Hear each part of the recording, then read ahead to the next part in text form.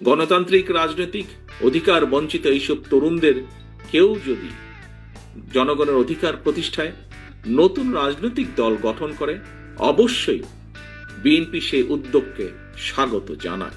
তবে রাজনৈতিক দল গঠন করতে গিয়ে কেউ যদি রাষ্ট্রীয় কিংবা প্রশাসনিক সহায়তা নেন, সেটি জনগণকে হতাশ করবে, কিংবা অন্য রাজনৈতিক দলের প্রতি তাদের আচরণ কিংবা বক্তব্য মন্তব্য যদি ঝগড়া সুলভ অথবা প্রতিহিংসামূলক হয়, সেটিও জনগণের কাছে হবে অনাকাঙ্ক্ষিত।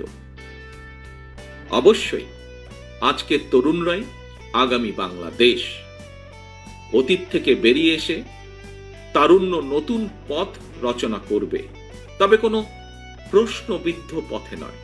পথটি অবশ্যই হওয়া উচিত স্বচ্ছ এবং স্বাভাবিক। নির্বাচনই হচ্ছে জনগণের রাজনৈতিক ক্ষমতায়ন নিশ্চিত করার অন্যতম প্রধান কার্যকরী হাতিয়ার।